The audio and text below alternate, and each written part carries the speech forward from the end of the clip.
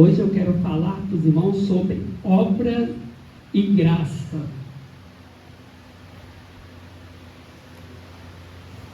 Glória a Deus, aleluia. Abre comigo a sua Bíblia no livro de Tiago, capítulo 2. Nós vamos meditar do versículo 14 até o 26. Livro de Tiago, capítulo 2, versículo 14 a 26.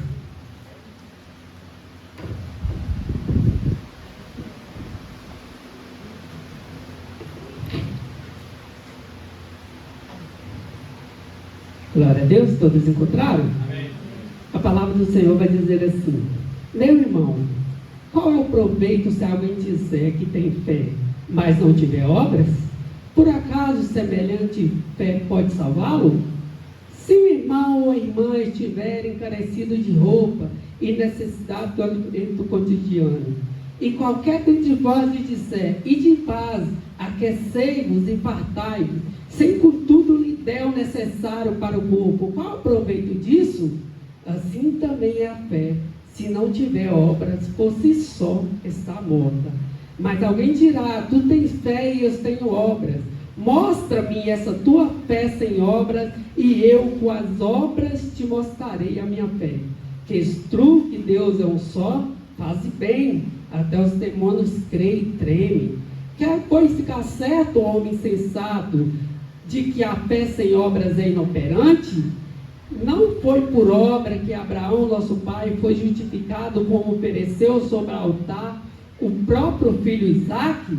Vês como a fé operava juntamente com a sua obra. Com efeito, foi pelas obras que se consumou e se cumpriu a escritura, a qual diz: ora, Abraão creu em Deus e isso lhe foi imputado por justiça e foi chamado amigo de Deus.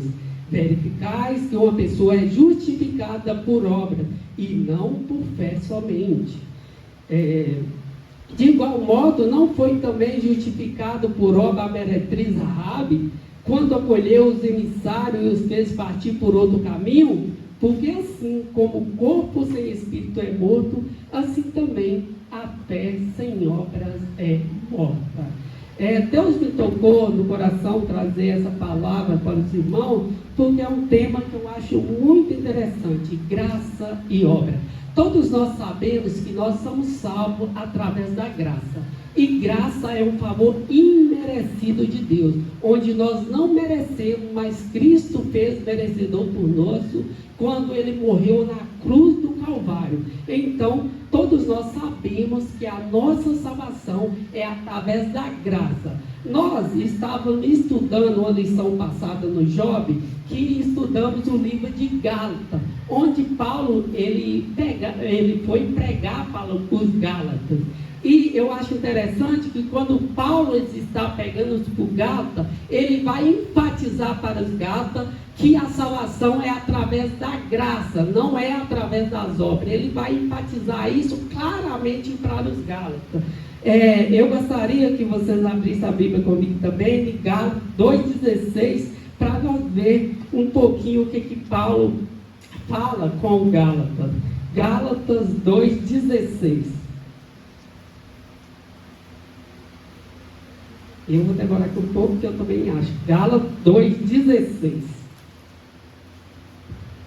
E a palavra de Gálatas 2,16 vai falar assim: sabendo, contudo, que o homem não é justificado por obras da lei, e sim mediante a fé em Cristo Jesus, também tendo crido em Cristo Jesus, para que fôssemos justificados pela fé em Cristo, e não por obras da lei, pois por obra da lei ninguém será justificado. Então Paulo, ele enfatiza que a salvação é pela graça e não pela obra. E aqui eu quero deixar bem claro que Tiago, ele está pregando, mas ele também tem a consciência plena que a salvação é pela graça e não pela obra. O que acontece? Que quando Paulo ele estava pregando por Gálatas, os Gálatas são pessoas gentias, e Paulo, quando ele foi chamado por Deus para ser discípulo, ele partiu por Gálatas para pregar a palavra do Evangelho. E quando ele chegou para pegar para os Gálatas, ele estava enfatizando que a salvação é pela graça,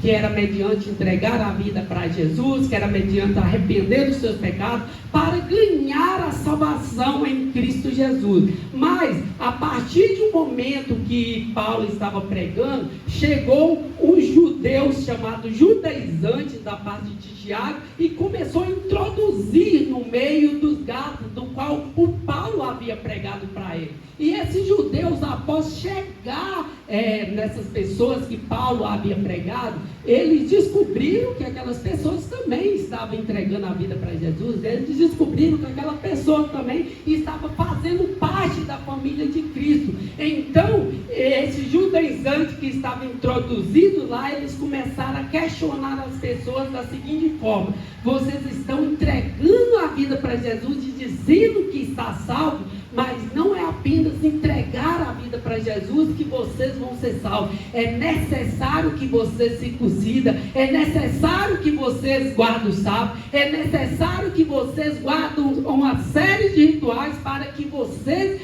possam ser de fato salvos. No qual Paulo, quando descobriu que os judaizantes que tinham chegado e estavam querendo implantar essas ideias no meio do povo, Paulo chegou divergindo, combatendo essa tese que ele estava explicando e que ele estava implantando, dizendo assim: de maneira nenhuma, a salvação é pela graça, a salvação é simplesmente pela graça, por entregar a vida para Jesus. Não precisa vocês fazer nada disso é necessário fazer. E Paulo então ele vai chegar combatendo essas ideias que os judaizantes queriam implantar no meio daquele povo. E foi uma das questões também, né, que teve um discurso, né, uma intrigação entre Paulo e Pedro no encontro deles, porque quando Pedro estava lá com o pessoal lá, eles estavam comendo, bebendo no meio do gentio lá, de livre, espontânea vontade, tranquilamente. Mas quando o judaizante chegou, Pedro meio que afastou do gentio, meio que disfarçou, saiu fora dele, e Paulo então, ele repreende Pedro, né, fala assim: sendo tu judeus, vive como gentil, como vocês querem que o gentil vive como nós judeus? Então, né, Paulo vai repreender Paulo lá, repreender Pedro, e até Bernabé começou a ser levado, né, por essa história de que precisava algo mais para que o povo pudesse ser salvo. Então, essa obra aí que Paulo está condenando uma obra da qual ela tende a favorecer ou completar a salvação em Cristo Jesus. E Paulo vai contender contra isso, que ele fala: não é preciso fazer nada para completar a obra de Jesus, porque a obra de Jesus ela é perfeita. Aleluia. A obra de Jesus não precisa fazer nada para completar ela. Já Tiago, quando ele está falando das obras, ele está falando de uma obra que é uma obra diferente da obra que Paulo está tratando. A obra que Tiago vai tratar aqui é uma obra que complementa a graça salvadora de Cristo. É aquela obra que acompanha a graça salvadora de Cristo. É que nem uma árvore. Você conhece a árvore pelo fruto que a árvore dá. Eu quero ter um pé de manga em casa, porque o pé de manga dá manga, e eu gosto da manga, é um alimento, é uma fruta que serve para me alimentar, é uma fruta que eu gosto. Eu quero ter um pé de mamão em casa, porque o pé de mamão dá mamão, e esse mamão serve para me alimentar. Então, pela fruta, você conhece que a árvore é boa. Assim Paulo está dizendo aqui, pelas obras você conhece que de fato a pessoa está salva em Cristo Jesus, pelas obras. Então é essa obra aqui que Tiago está falando. Tiago está falando de uma obra que acompanha a graça salvadora. E eu achei interessante que no texto que nós lemos, ele vai dar um exemplo. Acompanhe comigo.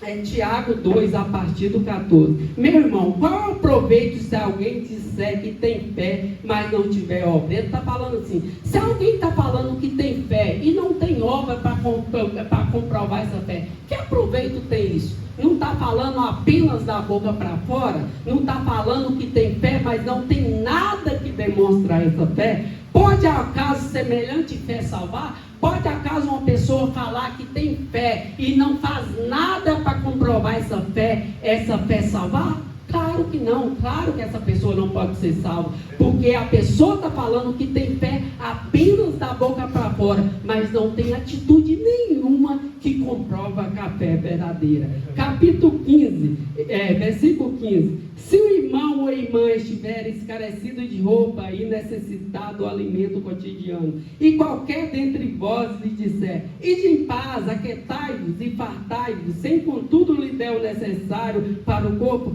qual é o proveito disso? E aqui ele vai usar um exemplo de uma pessoa que está necessitada, uma pessoa que está necessitada de alimento, uma pessoa que está necessitada de roupa. Vamos supor uma pessoa que está com fome, uma pessoa que está passando frio porque não tem a vestimenta necessária, e alguém chegar para essa pessoa e falar assim, meu irmão, vai em paz, que o Senhor vos abençoe, que o Senhor vos pague. Mas a pessoa falar isso por indivíduo e não prover para ele o alimento, não prover para ele o vestimento que ele precisa, que aproveito a pessoa vai ter isso? A pessoa vai continuar com fome, a pessoa vai continuar com frio, porque você falou uma palavra para a pessoa, mas você não deu ele o que ele necessita para suprir as necessidades dele. Então ele vai falar, que proveito tem isso? O que você fez demais com isso? Você não fez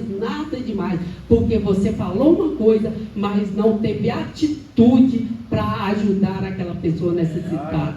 E há uma coisa que me chama muita atenção em ajudar as pessoas do dia de hoje, que é uma coisa que o amor de muitos tem esfriado por causa da injustiça, por causa da iniquidade, por causa da corrupção que acontece no mundo.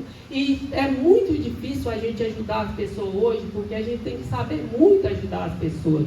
Porque eu digo que se for para uma pessoa pegar um mendigo na rua e levar para a casa dele, muitas vezes a pessoa não vai fazer isso. Por quê? Um pai de família, se pegar um mendigo que ele não tem conhecimento e levar para a casa dele, ele fala, na minha casa tem minha esposa, tem meu filho, e eu tenho que zelar pela proteção da minha família. Então eu não posso pegar uma pessoa que eu não tenho conhecimento e levar para minha casa, colocando em risco a segurança da minha família. Então eu não posso fazer isso. Mas se uma pessoa vê uma pessoa necessitada de comida e de roupa na rua e ele tiver condição de ajudar aquela pessoa, não tem por que não ele não ajudar, porque isso tem condição dele fazer. Nós não podemos fazer aquilo que não estiver no nosso alcance, mas aquilo que estiver no nosso alcance, como filho de Deus, é dever que nós possamos fazer para ajudar os próximos. Aconteceu algumas coisas comigo, eu quero contar um testemunho para os irmãos terem uma noção de como essa palavra é importante para nós e como Deus trabalha para nós. Teve uma vez que eu estava em Vespasiano, nós estava no ensaio unificado, não foi unificado desse ano, mas foi unificado do ano passado. E nós saímos do unificado e uma pessoa morador de rua, ele me pediu se eu podia pagar alguma coisa para ele comer, e eu falei, posso pagar alguma coisa para você comer sim, e ele acismou de entrar na padaria comigo para comprar a coisa para ele lá. Chegou lá na padaria, ele entrou na padaria comigo, ele foi lá e pegou um salgadinho do mais caro lá, pegou um refrigerante lá, foi no caixa, falou que estava comigo e simplesmente saiu saiu e eu tive que pagar a conta ali. Graças a Deus eu tinha dinheiro para pagar o que ele pegou ali. E eu, tipo assim, eu ajudei ele, mas de certa forma eu fiquei frustrado de ter ajudado ele, porque eu vi que a pessoa não estava necessitada de coisa nenhuma, porque a pessoa que está necessitada, ela é humilde para aceitar aquilo que você pode dar a ele. A pessoa que está de fato necessitada, ela é humilde para aceitar aquilo que você pode dar a ele. E aquela pessoa, quando ele usou dessa forma comigo, eu percebi que ele não estava necessitado de coisa nenhuma, e ele aproveitou da minha benevolência. Eu falei, e se eu não tivesse o dinheiro para pagar as coisas que ele pagou, como é que eu ia ficar na situação? Mas graças a Deus que eu tinha o dinheiro para pagar aquela situação. Mas teve outra vez que aconteceu algo comigo que me chamou muita atenção também. Quando meu irmão acidentou em São João del Rei, eu desci de São João del Rei para visitar ele, e no domingo à tarde eu estava voltando embora para aqui, para São José da Lapa, e eu lembro que tinha uma pessoa no caminho dando sinal para pedindo carona. Já era domingo à tarde e eu passei direto, porque eu não gosto de dar carona a ninguém que eu não conheço, mas o Espírito Santo de Deus tocou tanto no meu coração, para me dar carona aquele homem, que eu já tinha andado uma distância com o carro. Eu fui lá na frente, eu fiz um retorno para voltar, para dar carona a essa pessoa, e eu comecei a conversar com aquele homem. Eu falei assim, muitas vezes as pessoas não dão carona, não param, nem é por ruindade não, porque hoje em dia está difícil ajudar as pessoas, porque muitas vezes a gente para ajudar as pessoas e as pessoas acabam assaltando a gente, acaba acontecendo coisa ruim. Eu só parei para te dar carona porque o Espírito Santo de Deus tocou no meu coração. E aquele homem, então, ele começou a contar a história dele para mim. Ele falou assim, eu estou aqui também visitando minha avó, porque minha avó está muito enferma, e ela é a única pessoa que me dá valor, porque o meu pai me abandonou quando eu era pequeno ainda, eu fui criado pelas minhas tias. E ele começou a contar a história triste da vida dele, e eu comecei a falar do amor de Deus para aquele homem, e aquele homem chegou a chorar dentro do carro, e quando ele desceu, eu falei com ele, procura a igreja, busca a face do Senhor, porque o Pai da terra pode nos abandonar, mas o Pai do céu jamais nos abandonará. E eu fiquei muito feliz de ter feito aquela obra. Mas por que eu fiquei feliz? Porque eu senti que Deus me usou para falar com aquela pessoa, Deus me usou para transmitir a mensagem para aquela pessoa. E aqui eu aprendo uma coisa muito importante: a melhor maneira da gente ajudar as pessoas é deixar que o Espírito Santo de Deus nos guia. Porque se o Espírito Santo de Deus nos guiar, se nós sentir sensível com o Espírito Santo de Deus, não há falha. Porque quando a gente é conduzido pelo Espírito Santo, as coisas tendem a dar certo. Porque o Espírito Santo, ele nos conduz. E nós sempre necessitamos do Espírito Santo. Mas nos dias atuais, nós necessitamos mais ainda do Espírito Santo. Então que nós possamos buscar, ser sensível ao Espírito Santo, buscar a direção do Espírito Santo para ajudar as pessoas. Continuando, versículo 17. Assim também a fé, se não tiver obras, por si só está morta. Então, se tiver fé, mas não tiver obras que comprovam essa fé, ela é morta. O versículo 18, ele é um pouco peculiar, porque Tiago, ele vai usar uma colocação interessante aqui. Ele fala, mas alguém dirá, quem é esse alguém dirá? Quando o Tiago está falando, mas alguém dirá, ele está usando um sentido figurado, um meio que faz de conta, Ele está imaginando que ele está conversando com a pessoa, ele está usando um símbolo para que a pessoa possa entender. É como eu, quando eu era pequeno, eu e meu irmão, a gente costumava brincar em casa, a gente fazia uns volantes de cano mesmo, de mangueira, e brincava que a gente estava dirigindo, e a gente viajava para São Paulo, a gente viajava para Belo Horizonte, mas na verdade a gente não saía do lugar, só na imaginação que a gente imaginava, E é essa teologia aqui que Tiago está usando. Ele está supondo que ele está conversando com a pessoa e ele vai falar assim, mas alguém dirá, tu tens fé e eu tenho obra, mostra-me essa tua fé sem obra e eu com minha obra mostrarei a minha fé. Então o que é que Tiago está falando? Tiago está supondo que ele está conversando com a pessoa para que os ouvintes tenham o maior entendimento e ele está falando assim,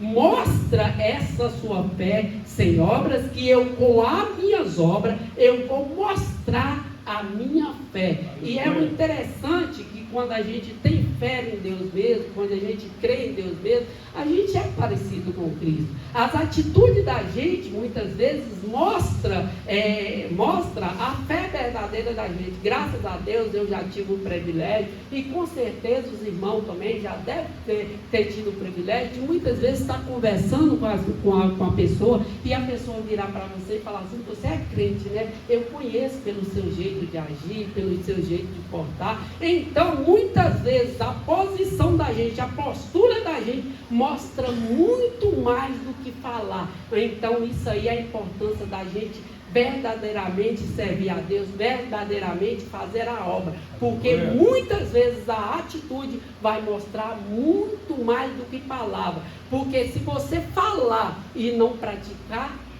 que efeito vai fazer? Mas se você praticar, muitas vezes você não diz uma palavra e pela sua atitude, pela sua ação, a pessoa enxerga, a pessoa vê algo diferente. Versículo 19. Crês tu que Deus é um só? Faze bem. Até os demônios creem e tremem. Isso aqui é tremendo, gente. Isso aqui é tremendo. Crês tu que Deus é um só? Faze bem. Até os demônios creem e tremem. O que Tiago está falando? Você crê que Deus é um só? Faz muito bem, mas até os demônios creem e tremem. Então, qual é a diferença que vai ter entre nós e os demônios? Vai ser fazer a obra, vai ser fazer o bem, vai ser ajudar o próximo. Isso vai fazer a diferença, porque crer em Deus, até os demônios creem e tremem diante de Deus. Até os demônios creem e tremem. Eu vi um versículo que eu achei muito interessante, que quando eu li esse versículo aqui, que esse truque Deus é um só, faz bem. Até os demônios creem e tremem. Mateus 8, 26. Mateus 8, 26. Glória a Deus, aleluia. Mateus 8, 26. E ele lhe disse, por que temeis? 8, 26. Porque temeis homens de pouca fé? Então levantando-se respondeu, repreendeu os ventos e o mar, e serviu-lhe uma grande bonança. Não, eu acho que eu anotei errado, não é Mateus 8, 26, não.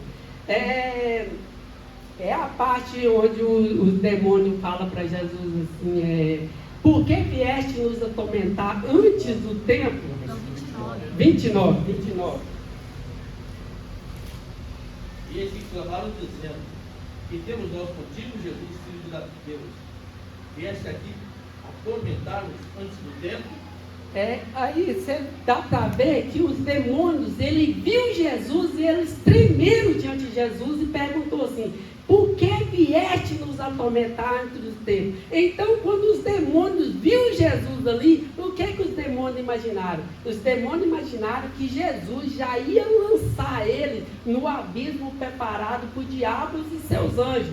Quando eles viram Jesus, eles falaram assim, vieste nos atormentar antes do tempo, se nos expulsar, manda que nós entra na manada de porcos. E porque não era o tempo, Jesus permitiu que os demônios entrassem na manada de porcos. Então eles saíram daqueles endemoniados e entraram na manada de porcos, e a manada de porcos se precipitou no penhadeiro abaixo e morreram ali. Então aqui nós temos uma noção que até os demônios, eles tremem diante de Deus, até os demônios, eles creem e tremem diante do Senhor. Então, para você ver o tamanho da grandeza de Deus. E é esse Deus que nós seguimos. É esse Deus todo-poderoso, é esse Deus grandioso, é esse Deus infinito, misericordioso. É esse Deus que nós seguimos. E é esse Deus que nós trabalhamos em favor dele. Versículo 20. Quer, pois, ficar certo, homem sensato, de que a fé sem obras é inoperante? Não foi por obra que Abraão, nosso pai, foi justificado, como ofereceu sobre o altar o próprio filho Isaque? Vês como a fé operava juntamente com a sua obra. Com efeito, foi pela obra que a fé se consumou. E se cumpriu a escritura, a qual diz: ora, Abraão creu em Deus, e isso lhe foi imputado por justiça, e foi chamado amigo de Deus. Aqui, Tiago, ele vai continuar o discurso usando a figura de Abraão. Ele fala assim: não foi por obras que Abraão foi justificado, não foi por obra também que Abraão foi justificado diante de Deus. Abra sua Bíblia comigo em Gênesis 15, 1 ao 6. Gênesis 15, 1 ao 6. Glória a Deus, aleluia. Aqui nós vamos ver o momento da justificação de Abraão. Gênesis 15, de 1 ao 6.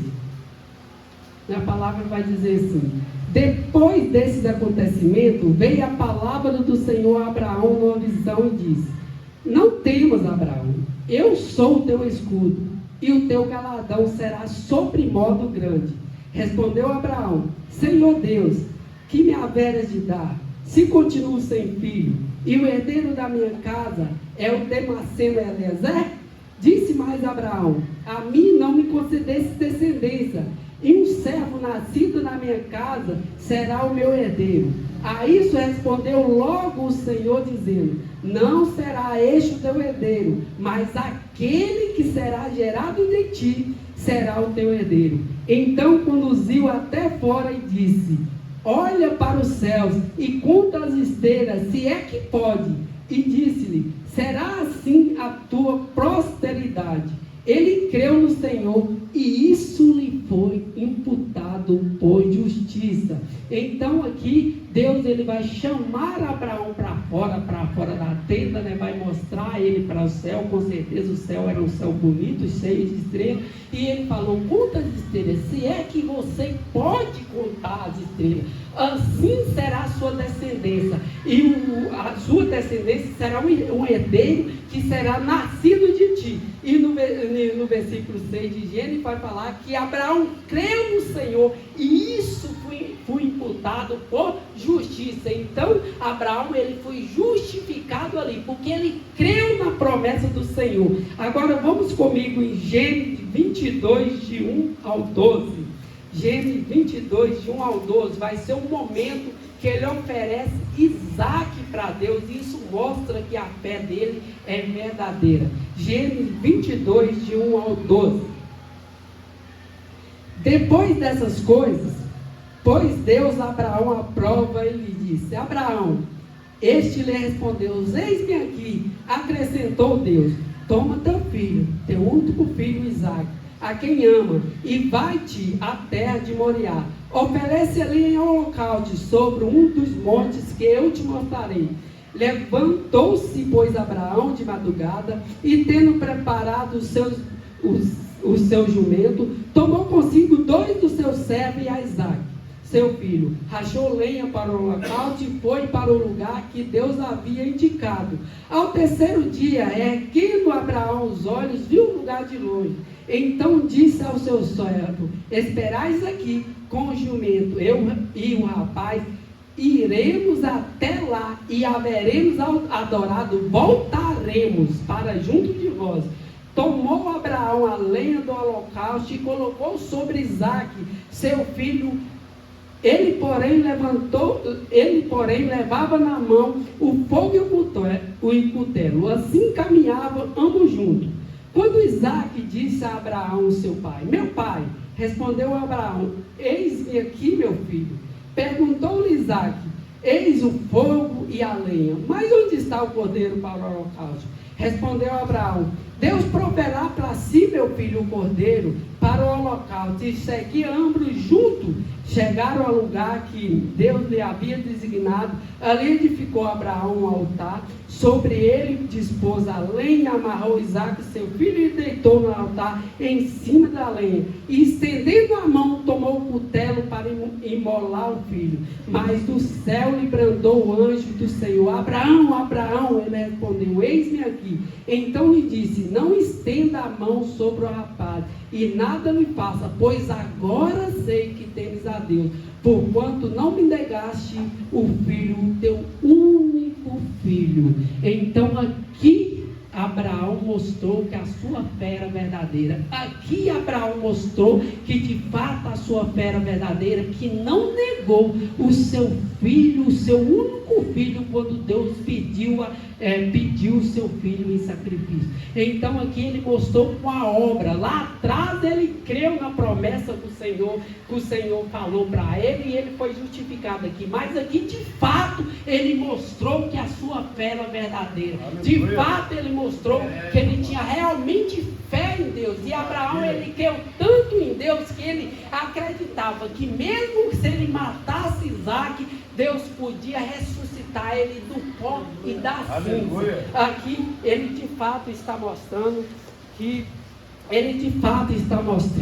que sua fé é verdadeiramente.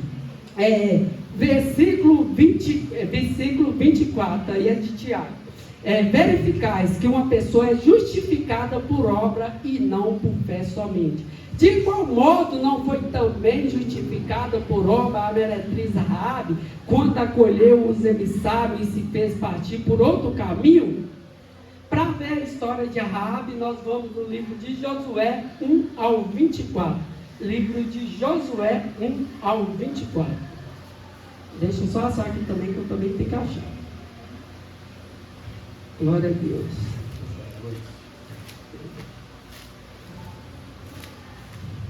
Louvado seja nosso Senhor Jesus Cristo. Josué, capítulo 2, 1 ao 24. A palavra do Senhor vai dizer assim: Disse tinha enviou Josué, filho de Num, 2 homens secretamente, como espia, dizendo: andai e observai a terra de Jericó. Foram, pois, e entraram na casa de uma mulher prostituta, cujo nome era Raabe, e pousaram ali.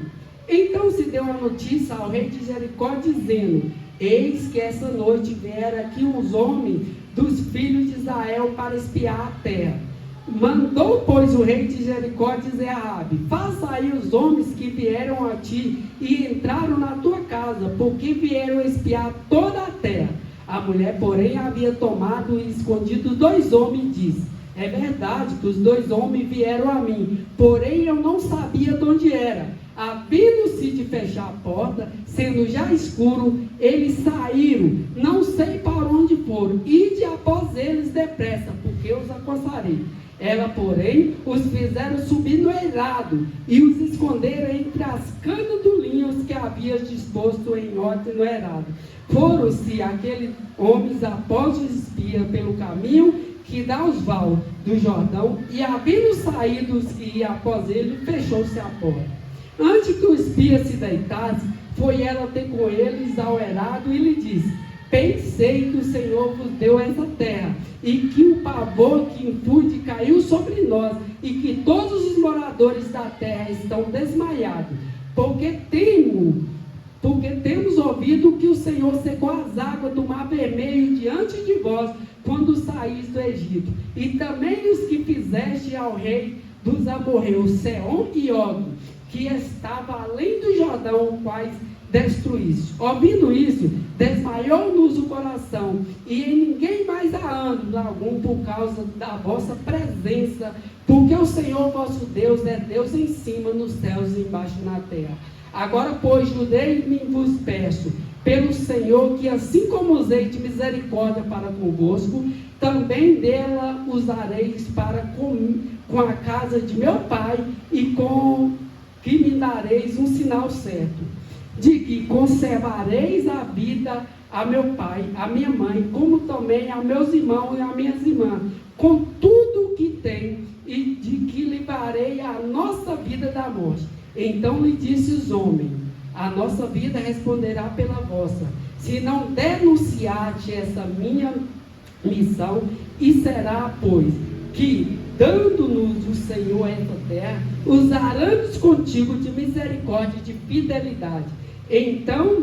Ela os fez descer para uma corda pela janela, porque a casa em que residia estava sobre o muro da cidade, e disse: ide-vos ao monte, para que porventura vos não encontre os perseguidores, escondei-vos lá 3 dias, até que volte, e depois tornareis ao vosso caminho. Disseram-lhe os homens: desabrigados seremos deste teu juramento que nos fizeste jurar, se, vindo nós à terra, não atares este cordão de fio de escarlate à janela, por onde nos fizeste descer, e se não recolhesse em casa contigo teu pai, a tua mão e teu irmão, e toda a família de teu pai. Qualquer que sair para fora da porta da tua casa, o seu sangue lhe cairá sobre a cabeça, e nós seremos inocentes, mas o sangue de qualquer que estiver contigo em sua casa, sobre a nossa cabeça, se alguém nele puser mão, também se tu denunciar essa nossa missão, seremos desobrigados do juramento que nos fez jurar. E ela disse: segundo a vossa palavra, assim seja. Então os despediu, e eles se foram, e ela atou o cordão de escarlate e janela. Foram-se, pois, e chegaram ao monte, e ali ficaram 3 dias, até que voltaram os seus perseguidores, porque os perseguidores os procuraram por todo o caminho, porém não acharam. Assim os 2 homens voltaram e desceram do monte, passaram e viram a José, filho de Nun, e lhe contaram tudo quanto lhe acontecera. E disseram a Josué: certamente o Senhor nos deu toda essa terra nas nossas mãos, e todos os seus moradores estão desmaiados diante de nós. Então, com essa atitude que a meretriz Raabe teve, ela foi livre. Com essa obra, com essa ação que ela fez, ela foi livre, porque ela guardou os espias de Josué. E ela guardou os espias de Josué, correndo o risco da sua própria vida, porque os guardas de Jericó podiam ver que ela estava mentindo, podia ver que ela estava agindo de forma de esconder o espião, e podia até mesmo tirar a vida dela.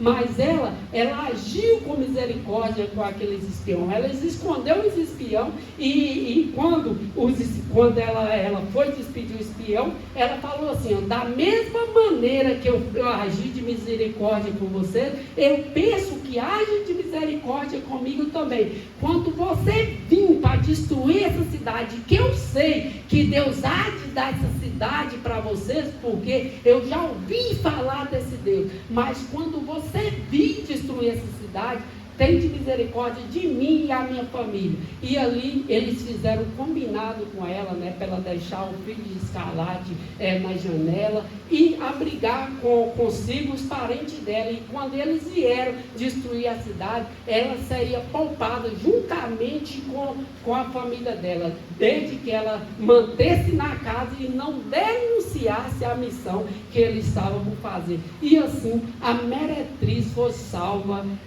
quando eles destruíram a cidade. E o versículo 26 de Tiago vai falar assim: porque assim como o corpo sem espírito é morto, assim também a fé sem obra é morta. Então Tiago, ele vai usar o exemplo de Abraão, vai usar o exemplo de Raabe, mas apenas também para mostrar que uma fé sem obra é morta. E por que eu acho importante trazer um ensinamento para a igreja dessa maneira, hein? De fé e obra?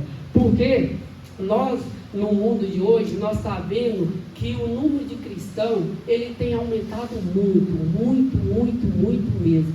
Mas da mesma dimensão que o número de cristãos estão aumentando, tem aumentando o número de roubo, o número de violência, o número de assalto, as coisas ruins também têm aumentado. Se o número de cristãos tem aumentado, a tendência era dessas coisas diminuir. Se as coisas estão aumentando, o que está faltando? Está faltando obra no meio do povo de Deus. Está faltando obra no meio do povo de Deus. Porque se nós dissermos que servimos a Deus, se nós dissermos que temos confiança em Deus, mas dissermos apenas a boca para fora, nós temos uma fé morta, nós não temos uma fé viva. E nós precisamos ter uma fé viva. Nós precisamos ter uma fé que faça diferença. Aleluia. Porque isso que vai agradar a Deus, e isso que vai fazer com que nós chegamos até Deus também de maneira mais vívica, de maneira mais esperançosa. Então, que nós possamos ter obra, que nós possamos fazer a diferença, porque o mundo precisa da diferença, o mundo precisa da nossa ação, o mundo precisa da nossa atitude. Então, que nós venhamos ter boa obra, que nós não venhamos ter uma fé apenas da boca para fora, mas nós venhamos ter uma fé com obra e uma fé que demonstra com nossa atitude. Amém? Eu agradeço a oportunidade em nome de Jesus.